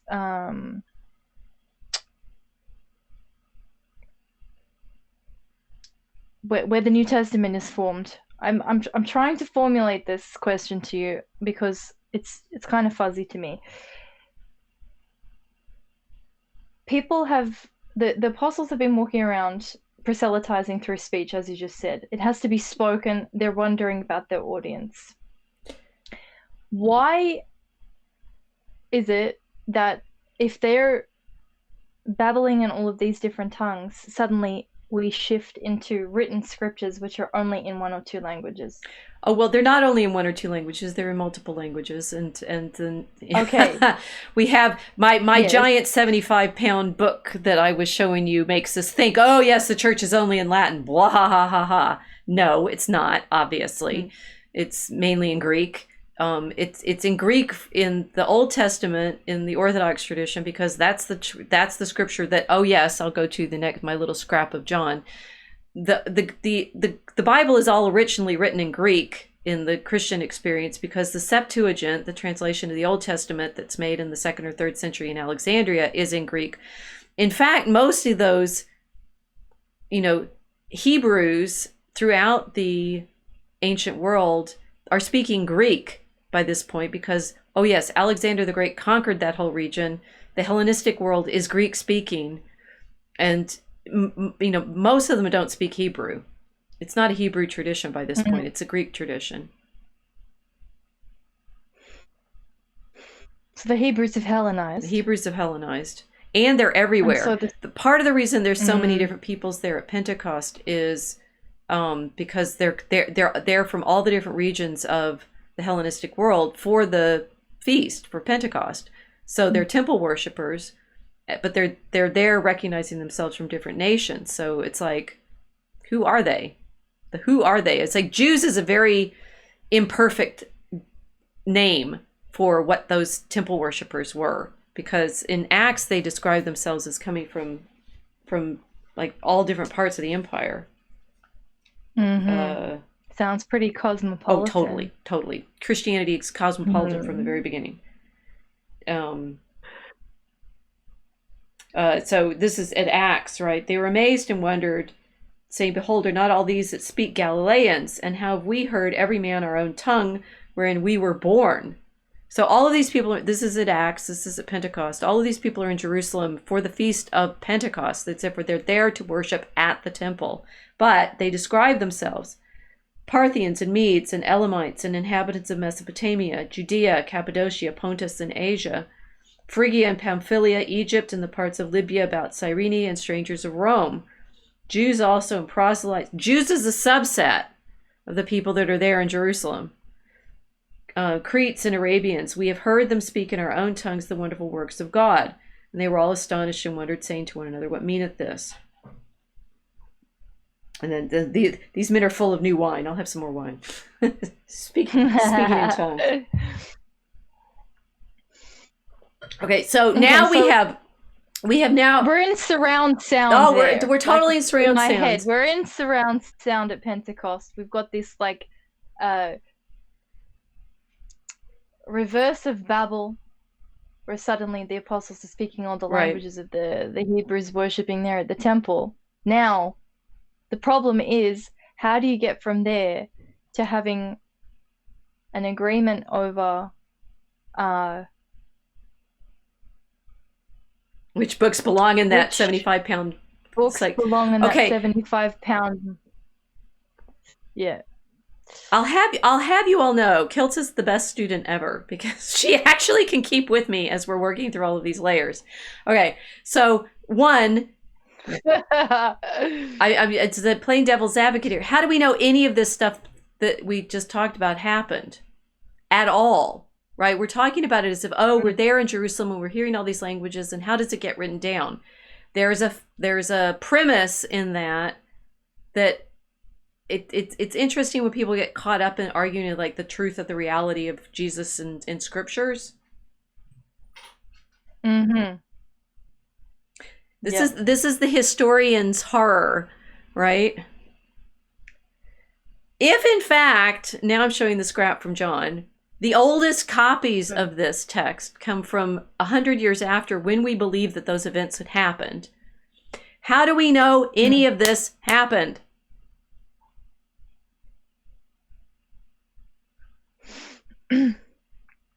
Am I supposed to answer I that? don't know. So one of the things Ethazar asked, and he said, do we talk about the authenticity of Paul's letters? Okay, so one, the next one, my Corinthians example, it's the same problem of like the authenticity of any of these texts is a problem. Yeah. Okay, so and Ethazar said, well, maybe I know that Tacitus and Josephus reference, actually, while Tacitus and Josephus references the existence of Jesus, right? But okay, so there's external to the 75-pound book texts that reference things that we know are talked about in the 75-pound book. And therefore, we have confidence because they're not like potentially colluding with the Christian story, Josephus and Tacitus. That's probably more reliable than, this 75-pound version. Well, just, the 75-pound elephant that's sitting in the room. That's the book. That because Josephus is writing as, he's Jewish, but he's, gone over to the enemy of the Romans, and he's writing about the antiquities of the Jews. And that apparently he references Jesus, and now I've forgotten off the top of my head what he says, but it's very short, right? It's really mainly that, okay, fine. Josephus references the existence of this Jesus person, and Tacitus likewise, right? Therefore, we can trust that in fact Jesus existed. There is a flaw in that argument that I just made, if we are worried about the authenticity of the scriptures at all. Can we guess what the flaw is? Okay, so what I need you all to take from this in my drunken state, mildly drunken, internet media interruptions, women should not teach moment is, there's one thing that all historians always have to ask first before we start worrying about the reality of something that we're talking about, particularly for this period that we're talking about. Let's see what it is. I'm showing you the oldest copy of the scriptures. Scripture. Anybody in the chat know what a hieroglyph? Paper eating bear, because no man could create such a wonderful story. Sacramental drink, astral bodies. No, we're not there yet. What's the oldest manuscript of Tacitus that we have? What's the oldest manuscript of Josephus that we have? Do you spot the flaw in this claim? Right. Oh, we can't trust. Can you talk so I know that we can still hear you? Nah, you've gone silent. Right, you see it. Look at that. I went on too long. So chat, are you with me? Who wrote it? You're back. So the claim that our airmen and people want to make is like, oh, we can say it again. Speak again. Yo. Yeah, okay. Hello. So that, the oldest copies of the scriptures are only made 100 years after they were allegedly written. Allegedly. And, these secular pagan, well, Josephus is Jewish. I mean, he actually is Jewish, right? But we can trust Tacitus because he's Roman and he wouldn't lie.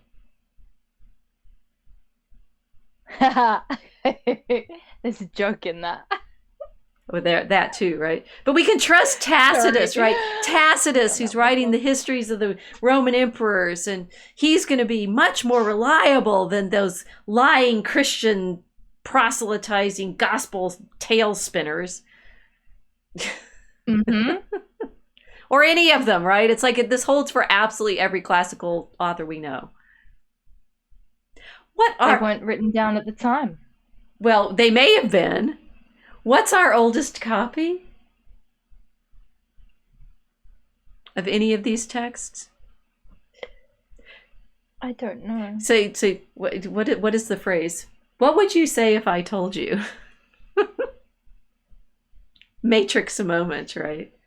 What would you say if I told you that this 75-pound book is older than the oldest copy we have of Tacitus. Oh, and apparently I looked this up briefly on Wikipedia today. There is like some debate over whether or not Tacitus is a forgery, because the oldest manuscript we have is 9th century from Gaul, St. Gall, right? A lot of the joke on everybody, on absolutely everybody, I'm going to hammer this in, and if I hear anybody in any of my media reach making this argument again, you believe the existence of the classical world? Really? You really, really, really believe that the classical world existed? Plato, Aristotle, Cicero, Tacitus, Livy. It's Livy, not Livy, because I did classical. Who knows? Well, okay, there's like poetry, so we can figure out how it's scanned.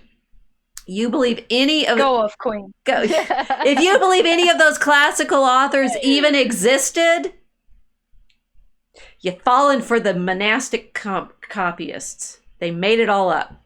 Prove me wrong. You can't. You remember that day in our poetry chat when Ken was trying to convince us that there was no time, there was the early Middle Ages was collapsed into what, like 300 years? Oh yes, I remember that. Mm-hmm. That was, I was like, no, there's too many manuscripts. It couldn't have all been made up. I mean, you could make an argument that it was all completely made up by monks in Switzerland, because most.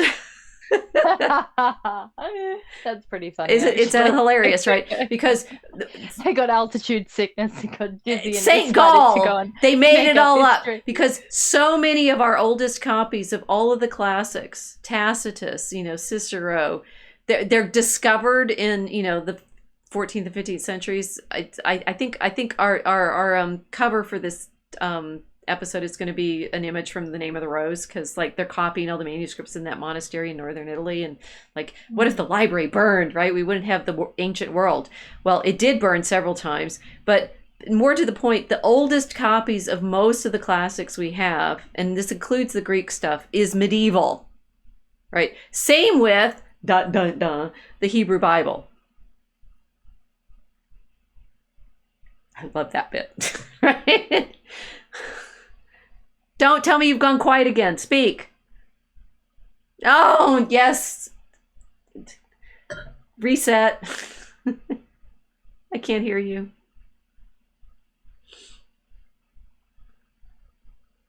The monk fellowship. Gaslit. You should be gaslit. You should all be gaslit. You should be candlelit, right? Candlelit antiquity, because... I should go back. Well, she's rejoining. I should go back to just me.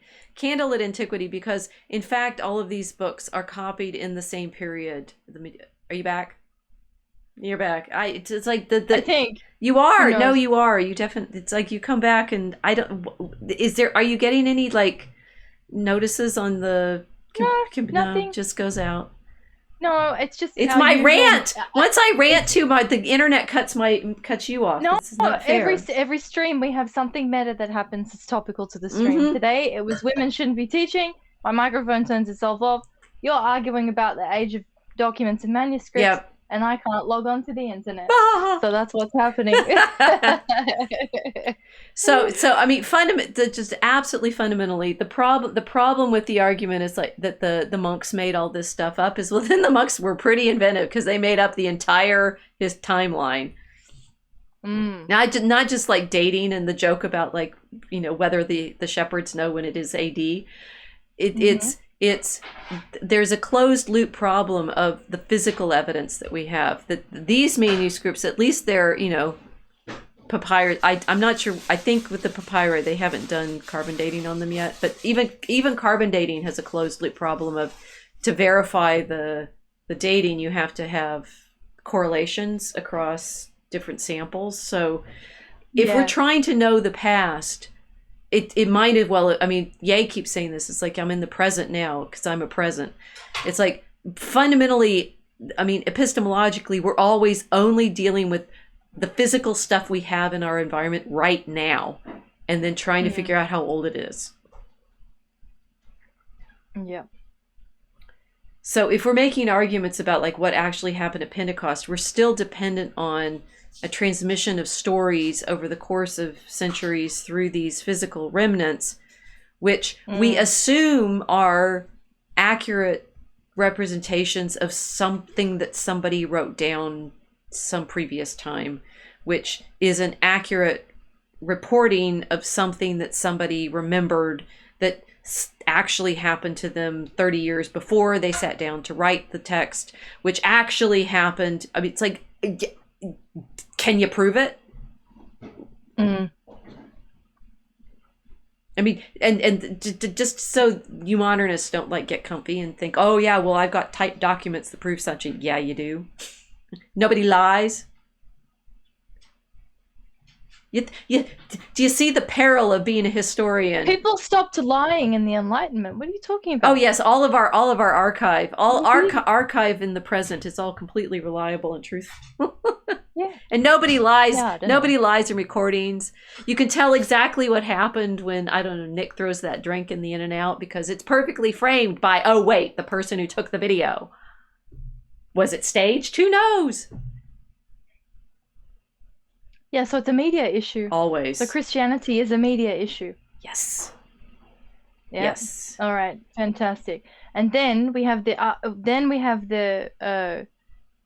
difficulty in deciding whether or not the medium of the church is trustworthy, or we're going to fall on an external medium that is not the church for our understanding of the historical timeline. Yep. And whether or not things are trustworthy. Yep.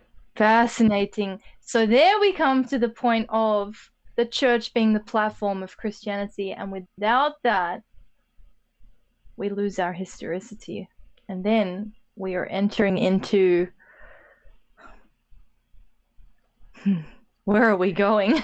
We're back in the dream time. We're back in dream time. And this is, so now I hope everyone understands why it's so frustrating to be caught in these sola scriptura arguments.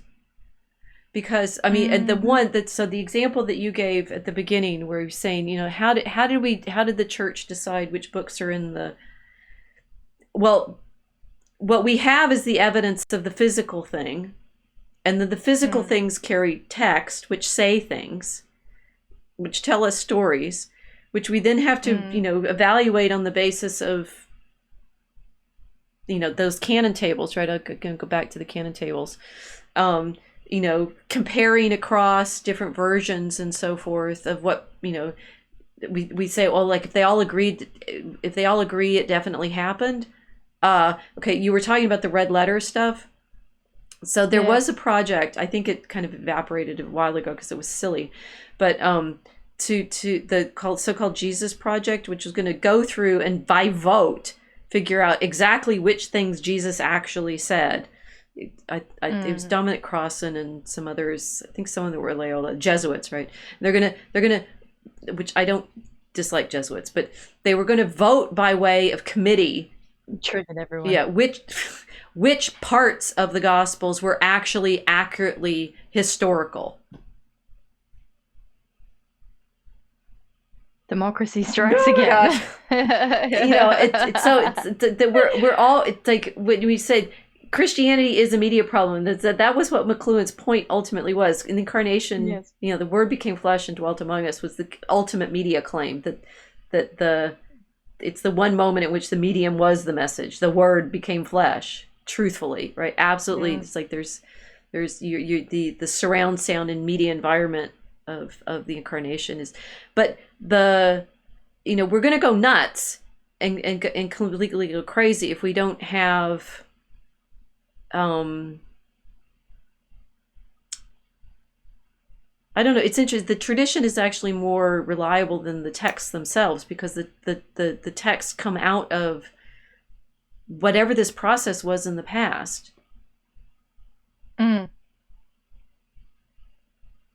I'm thinking now on the madness of Western culture in its current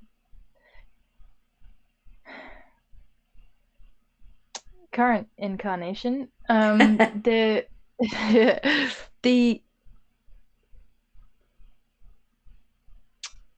The status quo for Westerners right now is that we are not looking at the church as the medium of our culture. We're looking Right. at everything else as the medium of our culture. So, if that's the case, we're constantly having to deal with, again, it goes back to the previous conversation we had about the rolling wheels of fan fiction, Right. but this is essentially compiling a narrative via committee that has divorced itself from a desire for unification with Christ. So then the argument is human nature sufficiently reliable in its unredeemed form to be able to compile narratives that are trustworthy versus putting our faith in the compilation of the Bible from a community that sometimes took hundreds of years to write documents down for us? Do you know what I mean? I'm not sure if I've described this very well. Well, but I understand what you're saying, and it's exactly right. Mm. That's exactly That the lag problem. time, that lag time between the apostles walking around with Christ and then the beginning to write everything down and to compile the Gospels and get everything into a written form requires it requires faith and trust that community were honest enough and reliable enough to have compiled their narrative accurately and historically. Now, people could say, well, you're putting a lot of trust in those people, but what you've described is that Western civilization without the church is still doing the same thing. Yep. We're still falling on a consensus of committee to create our narratives for us. So in both cases, we have faith. Right. There's no difference, there's no distinction, except for whether or not we're willing to have faith in the people which were within the early Christian church, or whether or not we're going to fall on people which are rejecting the church completely. Well, so well said. The irony of all of this is that the reason that Christians care and the reason that we care in Western civilization is because of the incarnation. That we, and I have said this before, it's like history as we're talking about it now, this need to prove that Jesus was historically real is itself folded into faith, right? That, like, if we want the Jesus in history, and we're going to go through all of these, proof texts of figuring out exactly when the oldest manuscript was, and exactly, I'm showing Jesus revealed here, but wait, go back to the canon tables, right? That we do this exercise of comparing the different texts. And all of this apparatus of scholarship is developed by Christians because it matters to make the claim that Jesus entered into time in the way that we believe. So the sort of, trying to disprove Christianity by way of the like technical methods of proof that were developed by Christians to prove the incarnation, it tends to collapse on itself. I mean, but the hilarious thing to me is it's like if you don't believe in the reality of the incarnation, you shouldn't believe in the reality of any history by this point, because even our dating of the manuscripts is problematic. But that the ancient world exists only in copies of texts made in, usually like the 11th, 12th, 13th centuries. We don't have older versions of them. So they literally could have all been, and this is for my historiography class that I'm doing in the winter for the undergraduates, the Tartaria problem. They just, the guy who writes the Tartaria argument just goes straight with that. It's like all of it's written in the 11th century. There's no ancient past. It's all completely invented in the 11th and 12th century. Never mind Christianity, right? There's no Rome. There's some rocks, but what do you know about rocks, right? This is fundamentally the problem for history, that we only know what we know because it's in language, two, it's somehow transmitted to us into the present. Is it myth? Is it history? Like the Tolkien stuff that I've done is also, sort of playing with this problem of which stories do people find most believable?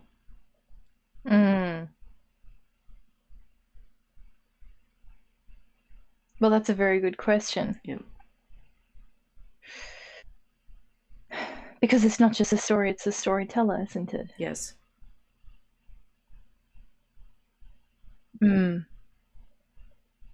So the fundamental sort of uncertainty that we want to give you in this context is, if you pick up this kind of book, open it up and say, it says here, therefore you have to live by it. I mean, the book itself tells you more. So I've been showing you in the slides the sort of support apparatus for the Codex Amiatinus. I mean, all of these different ways in which. Whoops, I'm clicking. All right. Okay, so here's the Codex Amiatinus. Yeah, clickety clack. The Codex Amiatinus, on the one hand, it's all of those books, right? But it also has framing instructions for what to think about what this book is, because you don't know how to read the Bible. I guarantee most of us don't know how to read the Bible. I mean, I've spent my whole life trying to learn how to do it, and I keep writing little books that hopefully show bits of it and part of the tradition and part of the practice and liturgy and stuff like that. But the Codex Amiatinus is a very interesting book because it tries to show you how to read the book. And the first thing is, here's Ezra with his collection of different volumes. Okay, so this book contains a whole library. It's like your original iPad, right? My iPad contains like all the books that I read. So the Codex Amiatinus is like this big pan book, right? It's going to contain all of these books that Ezra put together. And then I'll go backwards. It's going to show you like, things like, oh wait, no, that's the wrong direction. I did a lecture on this in Lisbon, and I did this better in the lecture. Okay, so there's Ezra with his books, and then go past the papyri. And then we have, very interestingly, a number of other introductory pages, including, and this I love, right? It's absolutely wonderful, this purple page. And it's making purple books was a thing. We have some Carolingian books that are completely purple, but in the Codex Amiatinus, there's one folio, one turn page that's purple, and it's like got on one side. What happened to the rest of my notes? Oh, there they are. Princess Purple Rain. They're Princess Purple, right? The purple. on one side, it has a prologue, and it talks about, how to read, what this book is, right? How to read the scriptures. And it says it's the Old and New Testament stuff. And you have one side and then the other. And on the back side, it has a list of the books, okay, that are included in this book. And then the next thing that you see in this book, if you're turning the pages, is an image of the tabernacle, which is the place where the Hebrews worshipped in the desert after they flee from Egypt. And the tabernacle has a veil, right? And in this image, the veil is on the outer court, but it's like this purple page is showing you to read this book correctly, you have to pass through the veil. You have to pass through the interpretive frame to know what it is that you're looking at. And guess what? The interpretive frame is the worship. It's the liturgy. It's exactly what you were saying those Ethiopian guys said in the video, right? You can't just pick up the scripture and read it. There's a frame of understanding that you have to come to it with, that you therefore know what it is you're looking at. And indeed, this book is not a novel. You don't sit down and read it from cover to cover, although you can. It's a practice, right? And the practice is what you bring to the worship that we do in the modern version of the tabernacle, which is the church. So there's, the sacrifices and the singing and so forth. So we've passed through the veil into the tabernacle. Now we're going to figure out how to read the book, which we then get like the Old Testament, all the Old Testament. And then we get to the end of the Old Testament, Maccabees. And on the back of the same folio at the end of Maccabees, we have this image that I'm showing now, which is the revelation of Christ. It's the Maiestas. And Christ is shown in heaven, surrounded by the angels. So he's like an ark, but surrounded by the four gospels. So we only see Christ clearly through the harmony of the gospels, which we then get the canon tables for, right? So there's this whole repertoire of frames that you go through in order to get to the place where you understand what kind of story it is you're reading.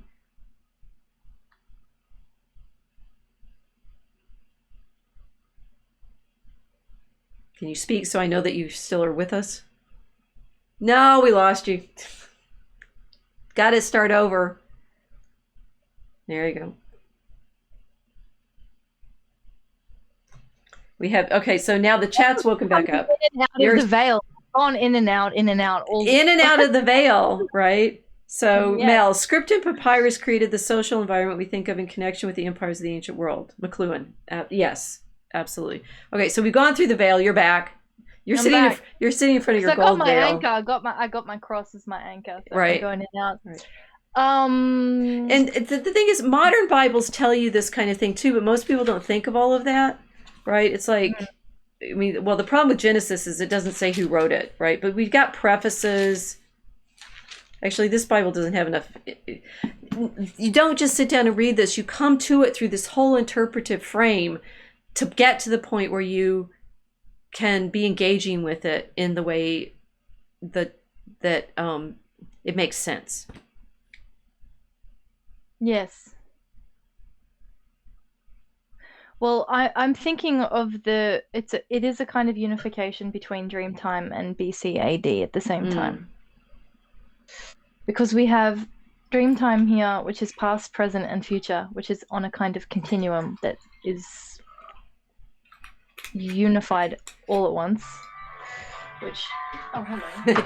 we have so many media things happening today. It's wild. Tech fail. Yeah, so there's this kind of continuum which you're in, which is very chaotic without BC AD distinction. But if you're only thinking in terms of the BC and AD distinction, you can't move into the scriptures as a living reality that is constantly, continuously happening. Right. So then the apocalypse looks like something that's going to happen off in the future instead of something that's happening throughout the experience of the church in the world, because that is essentially what the revelation of Christ is. When the book of the Apocalypse is talking about the woman going out into the wilderness and being chased by the dragon, this is what's happening throughout the history of the church. Right. Well, as revelation, which is how right? So it's constantly yes. revelation. Yes, and yes. I mean this. So then this is the.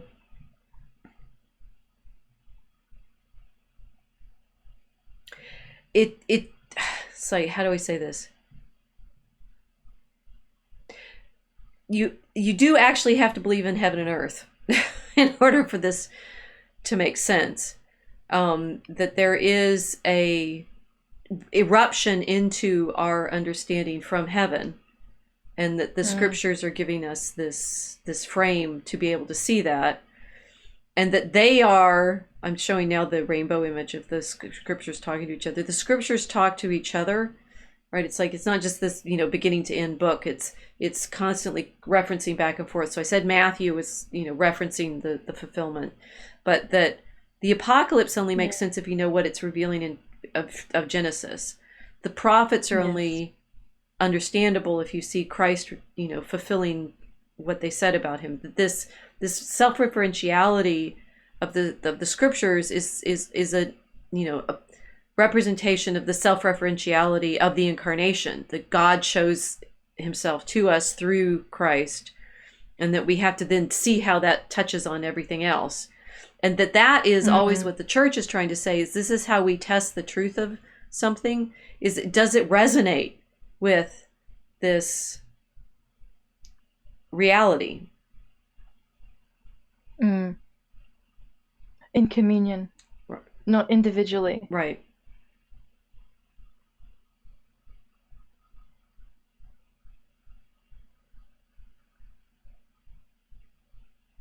And you went silent again.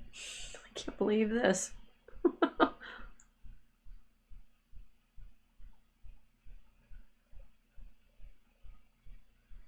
With the saints. Yay! Yes, they're resonating with the saints. I don't know why this is happening. I'm doing battle with the microphone demons now. It's well, Yeah. as usual, topically for our theme, we got to pick something next Yeah. time that doesn't do media interruptions. We So won't. what's interesting is I'd say we have trust in the reality of history because we actually believe in this kind of correspondence in other Yes. ways. So the sort of rationality, the logos of Christianity claims that we can have some kind of correspondence between what we think it says in Tacitus in that 9th century Swiss copy from St. Gall with what we know from the archaeology of the ancient world, that we're constantly testing the history against other kinds. It's like you're in conversation. That history isn't, oh, yes, it happened, and we can prove that, and Tacitus says this, therefore Paul is lying. That's not the way it works. So it's streaming. Yeah. Yeah. History is streaming with all of these different streamers that are having conversations with each other and trying to figure out what's going on. Mm-hmm. Yeah. And then there's this sort of completely, we've referred to it a few times, this sort of mundane problem of Jesus talked in his lifetime. A lot of people heard him. People seem to have remembered things. I thought about this the first time back when I was first watching Milo's speeches, and he would repeat the same thing over and over again. I've noticed this with Ye. A lot of our oral performers do this. They repeat the same stuff a lot. and you can see it's like if Jesus taught, I mean, he always said, the Gospels say, he said he taught consistently. He probably used some of those stories more than once. Yeah. Probably, right? That our sense of the what Jesus actually said is about the same as knowing exactly what, if you'd have to listen to all of Owen's streams to know exactly what Owen said, and they're recorded and such, but you could listen to a bunch of them and then come away from it going, yes, he said that. That's the kind of thing Owen says over and over and over again. That's the kind of thing Vox says over and over and over again. That's the kind of thing Ye says over and over and over again. If it's sung, it's actually more durably memorable because you can sing it again and again and again. But we can see this in our media moment now, the streaming. It's like the people say this. Probably one of the reasons I'm hard to understand is I don't repeat myself enough. So we can assume that Jesus in his teaching to the people repeated various anecdotes and stories a number of times. That somehow, because we're in an oral culture, there's always an oral culture because there's always people mainly talking. And then some of that gets media recorded in other ways. It's like hip hop. Yeah. Yeah, it's like hip hop. It's oral culture that gets recorded and distributed and repeated. Yeah. Yeah. Yeah. Yeah. Yay. Yay. So, what's delightful about this is it means that we are in a moment, as we started with Yay, right, in which we can actually see this kind of moment playing out. Right? This person who speaks in a way that's memorable to crowds, that then begin living by the phrases that he uses, which is why we worry about it and it's powerful and so forth, because human beings seem to do this, and that then we test by. I do think the fruit test is appropriate. We test by the effect that this has on their lives, on their interactions with each other, on the culture that builds up around them, and that the church is. It's that community of worship, that community of remembrance, that community of storytelling, but it also becomes the culture of the way people behave with each other, and a fundamental value of that tradition is telling the truth. Yep. Confession. Over and over and over again, the one thing that this tradition seems to say is, let your yes be yes and your no be no. Tell the truth about yourself, about each other. Don't bear false witness. there's nothing. I mean, okay, so there's some casuistry that develops in the 17th or 18th century. Michael Hoffman has some interesting things about that. We're not doing that right now. This is not the history of the church, but the sort of core culture of Christianity seems to be truth telling. I am the way, the life, and the truth. So that at least is the standard that we're supposed to judge the tradition by. It tells us that. Yes. And I suppose the greatest witness to the veracity of their claim is that the saints were willing to be martyred for what they were saying. Yeah. You're not going to be put to death willingly for something that you're lying about. One assumes not. Like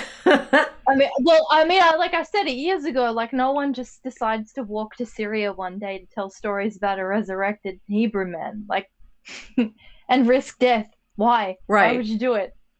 You know? Well, I mean, with that, so we could do another stream on these sort of, the collective delusion of the resurrection, but it's an amazingly powerful collective delusion, and it seems to, it's like I think there's this one was on Scrolls and Trolls, and the problem of sort of how do we know what is historically real. I think the what does it mean to live as a Christian? What does it mean to live by the things that were preserved and ended up being printed in these books? That I think is another layer for us. What does it mean to be Christian? If we're allowed to speak as women.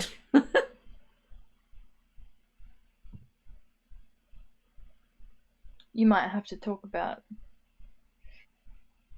female saints again. The great thing about this is it's an inexhaustible topic, right? We can just keep yes. The referentiality keeps flowing. Yeah. Yes, Mel says river run, commodious vicus of recirculation. Yes, right, and that's why the Finnegan's Wake is actually playing on this. It's the self-referentiality, not in a Ouroboros, eating its own tail way, but in a growing in reality and truth, that experience. And that we're constantly testing ML says Angel of the Lord kept saying the same things. I hate feeling like I have to repeat myself. Well, we do have to repeat ourselves, and that's, the test of consistency and truthfulness. And can you, judge what I said yesterday by what I'm saying today? Yes, that we are meant to be bound by the words that we said. But that doesn't mean that Paul is lying, because he gives one kind of argument in one context and one kind of another kind of. I'm going to talk in this medium in a different way than I'm going to write in my academic books. I'm still the same person, and I'm still speaking the truth, I hope. Jesus is king, I repeat. Yes.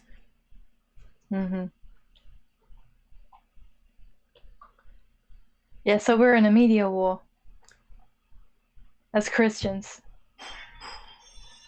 It's a media war. Yes.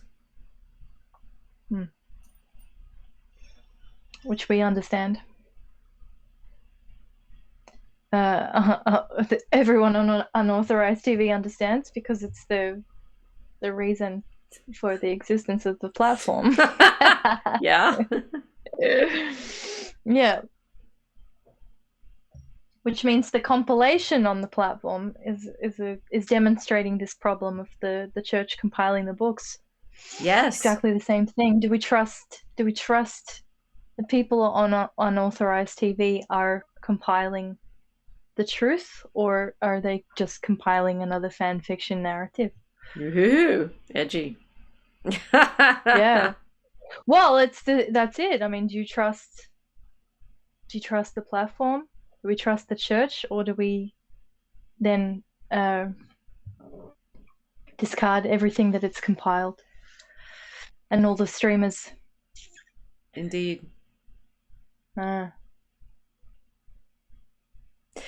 But that we're in this the streaming now is there've been different moments when people have been aware of themselves of being in a community of conversation, like the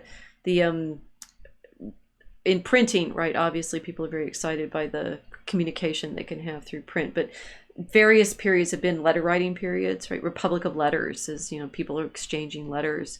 That we're now in this moment when not just that people can broadcast, and therefore everyone's been thinking about Hitler for the last week, thanks to Ye, that you can transmit your voice amplified by the microphone or by the radio or that McLuhan moment. But now that we are able to do these overlapping conversations because of these live streams and do them around the world, even though Skype keeps making you silent.